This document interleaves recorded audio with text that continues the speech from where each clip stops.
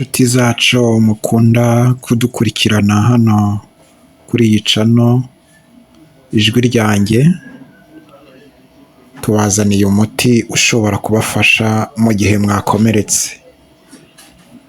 Mbere y'uko tubasobanurira, turagusaba gukanda subscribe, ugakanda like, kugira ngo imiti yose ibonetse ujye ubasha kuyibona, cyangwa se ube mu ba mbere babasha kuyibona. Uyu muti rero tubazaniye ni umuti ntekereza ko abenshi mutazi, ariko ushobora kubafasha mu gihe mwakomeretse. Uyu muti bawita cyumya. Uyu muti ni ukuvuga ngo womora igisebe iyo wakomeretse bidakanganye, bitari igisebe kigari. Iyo wakomeretse bidakanganye ufata uyu muti,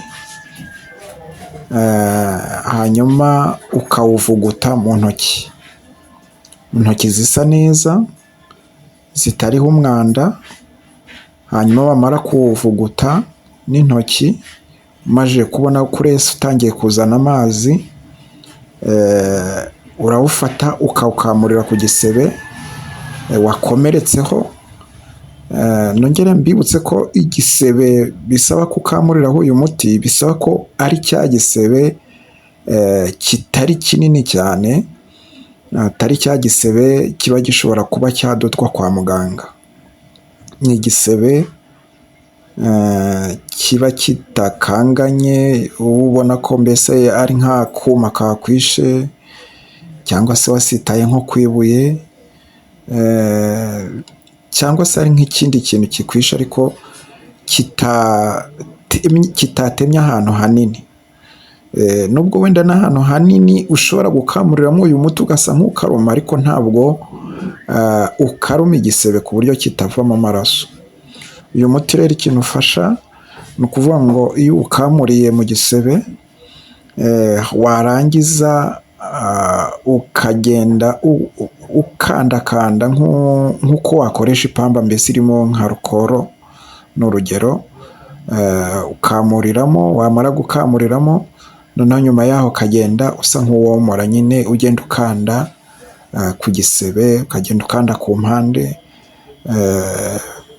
Hari n'abakunda kuwushyiraho bakaworosaho, barangiza bagahambiraho ikintu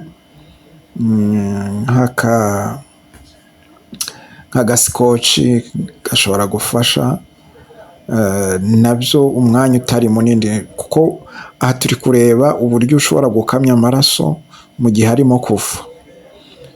Uyu muti rero nicyo ukora, ni ukuvuga ngo icyo ukora, uragufasha kurinda kuba amaraso yakomeza kuvirirana. Rero inshuti zacu mudukurikirana, uyu muti nimuwitaho uzabagirira umumaro. Niba ukomeretse ukaba ukibona hafi, wakifashisha kuko ni cyiza, kibasha guhita cyumisha igisebe, kandi kikabasha gutuma n'igisebe cyakira vuba mu gihe utabonye undi muti wandikiwe na muganga. Uyu muti ndawubatuye. Rero nk'uko nabibabwiye, niba ari ubwa mbere ufunguye hano kuri iyi channel Ijwi Ryanjye TV, wakora subscribe, wakora kuri subscribe ugakanda like, kugira ngo tujye tubana kenshi muri uyu mwanya, mu gihe habonetse ikindi kiganiro wenda kigendanye n'umuti cyangwa se n'ibindi. Kuko si umuti gusa tuzajya tubagezaho, dushobora no kubagezaho izindi nkuru. Ariko iki cyatsi nkibonye ahantu, numva sinakihererana ntababwiye.